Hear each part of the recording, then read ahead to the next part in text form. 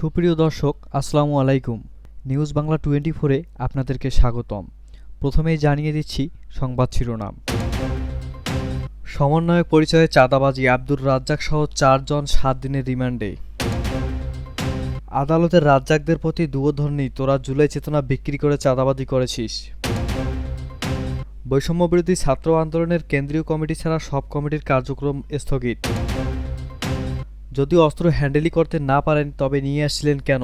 লুৎফর রহমান বাবরকে উদ্দেশ্য করে যা বললেন নাসিরউদ্দিন পাটোয়ারি। নাসিরউদ্দিন পাটোয়ারির বক্তব্যের প্রতিবাদে বিএনপির বিক্ষোভ। পাবনায় মসজিদ নির্মাণ নিয়ে দফায় দফায় সংঘর্ষ, 144 ধারা জারি। এতক্ষণ শুনছিলেন সংবাদ শিরোনাম। পুরো খবর পেতে ভিডিওটি শেষ পর্যন্ত দেখুন। সর্বশেষ খবর পেতে চ্যানেলটি সাবস্ক্রাইব করুন। এবার বিস্তারিত। রাজধানীর গুলশান এলাকায় সাবেক সংসদ সদস্য সাম্মী আহমেদের বাসায় চাঁদাবাজির ঘটনায় গ্রেপ্তার আব্দুর রাজ্জাক বিন সুলাইমান ওরফে রিয়াদ সহ 4 জনকে 7 দিনের রিমান্ডে নিয়ে জিজ্ঞাসাবাদ করার অনুমতি দিয়েছে আদালত। পুলিশের আবেদনের পরিপ্রেক্ষিতে ঢাকার চিফ মেট্রোপলিটন ম্যাজিস্ট্রেট সিএমএম আদালত আজ রোববার এই আদেশ দেন।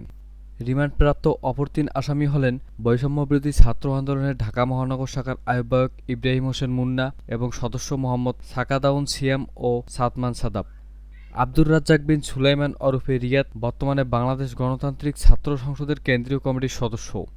বৈষম্যবিরোধী ছাত্র আন্দোলনের নেতাদের উদ্যোগে কয়েক মাস আগে ছাত্র সংসদ হিসেবে আত্মপ্রকাশ করে গণতান্ত্রিক ছাত্র সংসদ। এই সংগঠন হওয়ার আগে বৈষম্যবিরোধী ছাত্র আন্দোলন গত ফেব্রুয়ারিতে সম্মিলিত বেসরকারি বিশ্ববিদ্যালয় শাখার যে আহ্বায়ক কমিটি ঘোষণা করেছিল, সেই কমিটির যুগ্ম আহ্বায়ক করা হয়েছিল আব্দুর রাজ্জাককে।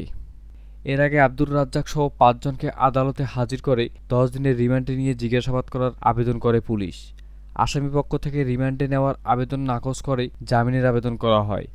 উভয় পক্ষের শুনানি নিয়ে আদালত রাজ্জাক সহ 4 জনকে 7 দিনের রিমান্ডে নিয়ে জিজ্ঞাসাবাদ করার অনুমতি দেন। অপরজন প্রাপ্তবয়স্ক না হওয়ায় তাকে টঙ্গীর কিশোর উন্নয়ন কেন্দ্র পাঠানো হয়েছে। ঘড়ির কাঁটায় তখন 4টা। পুলিশের একটি গাড়ি এসে থামে ঢাকার চিফ মেট্রোপলিটন ম্যাজিস্ট্রেট সিএমএম আদালতের প্রধান ফটকের সামনে। প্রথমে পুলিশের গাড়ি থেকে গণতান্ত্রিক ছাত্র সংসদের কেন্দ্রীয় কমিটির সদস্য আব্দুর রাজ্জাক বিন সুলাইমান ওরফে রিয়াদকে নামিয়ে সিএমএম আদালত সিঁড়ির কাছে নেওয়া হয়। গণমাধ্যম কর্মীদের দেখামাত্র আব্দুর রাজ্জাক তার ডান হাত দিয়ে মুখ ঢেকে ফেলেন, আর রাজ্জাকের পিঠে মুখ ঢেকে রাখেন বৈষম্যবিরোধী ছাত্র আন্দোলন ঢাকা মহানগর শাখার আহ্বায়ক ইব্রাহিম হোসেন মুন্না, আহ্বায়ক কমিটির সদস্য সাকাদাউন সিয়াম ও সাতমান সাদাব। রাজ্জাক সহ 4 জনকে যখন নিচতলা সিঁড়ি থেকে 2 তলায় নিয়ে যাওয়া হয়, তখন অন্তত 20 থেকে 25 জন সাধারণ আইনজীবী সহ অনেকেই তাদের দেখে ক্ষোভ প্রকাশ করেন। কোনো আইনজীবী তাদের মারধরের চেষ্টাও করেন। এ সময় আব্দুর রাজ্জাক, ইব্রাহিম, সিয়াম ও সাদাব পুলিশের পিঠের উপর মুখ রাখার চেষ্টা করেন, যাতে তাদের মুখ দেখানো যায়। যখন তারা পুলিশের সদস্যদের পিঠে মুখ রাখতে পারছিলেন না, তখন হাত দিয়ে মুখ ঢেকে রাখার চেষ্টা করেন। এ সময় সাধারণ মানুষসহ আইনজীবীরা বৈষম্যবিরোধী ছাত্র আন্দোলনের সম্মিলিত বেসরকারি বিশ্ববিদ্যালয় শাখার সাবেক যুগ্ম আহ্বায়ক আব্দুর রাজ্জাকের উদ্দেশ্যে সমস্বরে বলতে থাকেন, এই চাঁদাবাজ, এই চাঁদাবাজ। রাজ্জাক সহ অন্যরা যখন নিজের মুখ ঢেকে রাখার চেষ্টা করেছিলেন, তখন কয়েকজন আইনজীবী একযোগে তাদের উদ্দেশ্যেই বলতে থাকেন, এই মুখ ঢেকে রাখিস কেন? এ সময় একজন আইনজীবী চিৎকার করে বলতে থাকেন, তোরা জুলাই চেতনা বিক্রি করে চাঁদাবাজি করেছিস। রাজ্জাকদের হাঁটিয়ে যখন আদালত ভবনের প্রথম তলা থেকে 4 তলায় নেওয়া হয়, তখন সাধারণ আইনজীবীদের কেউ কেউ তাদের উদ্দেশ্যে নানা কটূক্তি করতে থাকেন। ঢাকা সিএমএম আদালতের 4 তলায় যখন পুলিশ রাজ্জাকদের কাঠগড়ায় নিয়ে যায়, তখন 30 থেকে 40 জন আইনজীবী আব্দুর রাজ্জাক সহ 4 জনের দৃষ্টান্তমূলক শাস্তির দাবি করে স্লোগান দিতে থাকেন। তাদের যখন কাঠগড়ায় তোলা হয়, তখন রাজ্জাক সহ অন্যরা নিজেদের হাত দিয়ে মুখ ঢেকে রাখার চেষ্টা করেন। এক পর্যায়ে আইনজীবীরা এজলাস কক্ষে এসেও রাজ্জাকদের চাঁদাবাজি আখ্যায়িত করে শাস্তি দাবি করেন। জাতীয় নাগরিক পার্টির মুখ্য সমন্বয়ক নাসিরউদ্দিন পাটোয়ারি বলেছেন, বাংলাদেশে অসংখ্য হত্যাকাণ্ড ঘটেছে, অসংখ্য ঘটনা ঘটেছে। এর মধ্যে বড় একটি ঘটনা হলো 10 ট্রাক অস্ত্রের চালান।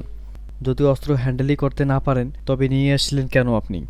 আমাদের দক্ষিণ এশিয়ায় এই অস্ত্র কাহিনীর কারণে বাংলাদেশের সার্বভৌমত্বের হুমকির মধ্যে পড়েছে, অসংখ্য মানুষের জীবন বিপন্ন হয়েছে। আজ রোববার দুপুরে এনসিপির দেশ গড়তে জুলাই পদযাত্রার কর্মসূচির অংশ হিসেবে নেত্রকোনা শহরে মোক্তারপাড়া এলাকায় পুরাতন কালেক্টরের মাঠে আয়োজিত পথসভায় নাসিরউদ্দিন পাটোয়ারি এসব কথা বলেন। নাসিরউদ্দিন পাটোয়ারি বলেন, সাবেক স্বরাষ্ট্র প্রতিমন্ত্রী লুৎফুজ্জামান বাবর ভাইকে সম্মান করি, তিনি কারা নির্যাতিত নেতা, কিন্তু আপনার ওই কাজ আমি সমর্থন করি না। আপনার কাজের কারণে বিএনপি ক্ষমতায় আসতে পারেনি। হাসিনার মতো একজন খুনি ফ্যাসিস্ট ক্ষমতায় এসেছিলেন। গত 15 বছর বিএনপির নেতাকর্মীরা নির্যাতিত হয়েছে। আমার ভাইদের হত্যা করা হয়েছিল, গুলি চালানো হয়েছিল। এই জন্য আপনিও ইতিহাসের কাঠগড়ায় আপনিও দায়ী থাকবেন। আমরা শান্তি চাই, আমরা অশান্তি চাই না বাংলাদেশে। আমরা মানুষের অধিকার চাই, মানবিক মর্যাদা চাই। নাসিরুদ্দিন পাটোয়ারী আরও বলেন, যার হাতে বিচারালয়ের ক্ষমতা, যার হাতে সংসদীয় ক্ষমতা, যার হাতে নির্বাহী ক্ষমতা, এই জন্য আমরা পাওয়ার ব্যালেন্স চেক করার জন্য পিআর পদ্ধতির উচ্চকক্ষের নির্বাচন চেয়েছি। কিন্তু যারা ফ্যাসিস্ট ক্ষমতার কাঠামোতে থাকতে চায় তারা এ বিষয়ে জনগণকে ধোঁকা দেওয়ার চেষ্টা করছে। রাজপথে ঐক্যবদ্ধ থাকবেন। বাংলাদেশের মানুষ নতুন সংবিধান সংস্কার এবং শেখ হাসিনার বিচারের টিকিট নিয়েই ঘরে ফিরবে ইনশাআল্লাহ। নাসিরুদ্দিন পাটোয়ারী তার বক্তব্যে বলেন, আমরা বিডিআর হত্যাকাণ্ড, শাপলা চত্বরের হত্যাকাণ্ড, বিএনপি জামায়াতের অসংখ্য নেতাকর্মীর গুম খুনের বিচার চাই। যারা ভারতের এজেন্ডা বাস্তবায়নের মুসলমানদের উপর নিপীড়ন করেছে, আলেমদের জঙ্গি হিসেবে তকমা দিয়েছে, পাহাড়িদের অত্যাচার করেছে, তাদের বিচার করতে হবে। পথসভা শেষে এনসিপির কেন্দ্রীয় নেতারা শেরপুরের উদ্দেশ্যে রওনা হন। সাবেক স্বরাষ্ট্র প্রতিমন্ত্রী ও বিএনপির নেতা লুৎফুজ্জামান বাবর সম্বন্ধে এনসিপির নেতা নাসিরুদ্দিন পাটোয়ারীর কটূক্তি করেছেন বলে অভিযোগ তুলেছেন বিএনপির নেতাকর্মীরা। এর প্রতিবাদে রবিবার রাতে রাজধানীতে বিক্ষোভ মিছিল করেছেন লুৎফুজ্জামান বাবরের সমর্থকরা। বিক্ষোভ মিছিল শেষে বিএনপির এক নেতা বলেন, আর যদি বিএনপির কোনো সিনিয়র নেতার নামে কোনো কুরুচিপূর্ণ মন্তব্য করা হয় তাহলে ঢাকার মাটিতে এনসিপিকে অবাঞ্ছিত ঘোষণা করা হবে। এ সময় তিনি নাসিরুদ্দিন পাটোয়ারীকে তার বক্তব্য প্রত্যাহার করে ক্ষমা চাইতে বলেন। বিএনপির আরেক নেতা বলেন, বাবর ভাই অন্তত পরেজগার মানুষ, কারাগারে তিনি আমাদের সাহায্য করেছেন। একজন তথাকথিত নেতা বাবর ভাইকে অপমান করেছেন, আমরা এর নিন্দা জানাই। শুধু বাবর ভাই কেন, বিএনপির কোনো নেতাকর্মীর বিরুদ্ধে অন্যায়ভাবে বক্তব্য দেওয়া হলে আমরা তোমাদের ঢাকায় থাকতে দেব না। প্রসঙ্গত, জাতীয় নাগরিক পার্টির মুখ্য সমন্বয়ক নাসিরুদ্দিন পাটোয়ারী বলেছেন, বাংলাদেশে অসংখ্য হত্যাকাণ্ড ঘটেছে, অসংখ্য ঘটনা ঘটেছে। এর মধ্যে বড় একটি ঘটনা হলো 10 ট্রাক অস্ত্রের চালান। যদি অস্ত্র হ্যান্ডেলই করতে না পারেন তবে নিয়ে আসছিলেন কেন আপনি? আমাদের দক্ষিণ এশিয়ায় এই অস্ত্র কাহিনীর কারণে বাংলাদেশের সার্বভৌমত্বের হুমকির মধ্যে পড়েছে, অসংখ্য মানুষের জীবন বিপন্ন হয়েছে। আজ রবিবার দুপুরে এনসিপির দেশ গড়তে জুলাই পথযাত্রা কর্মসূচির অংশ হিসেবে নেত্রকোনা শহরের মুক্তারপাড়া এলাকায় পুরাতন কালেক্টর মাঠে আয়োজিত পথসভায় নাসিরুদ্দিন পাটোয়ারী এসব কথা বলেন। নাসিরুদ্দিন পাটোয়ারী বলেন, আমি বাবর ভাইকে, সাবেক স্বরাষ্ট্র প্রতিমন্ত্রী লুৎফর রহমান ভাইকে সম্মান করি। তিনি কারা নির্যাতিত নেতা, কিন্তু আপনার ওই কাজ আমি সমর্থন করি না। আপনার এই কাজের জন্য বিএনপি ক্ষমতায় আসতে পারেনি।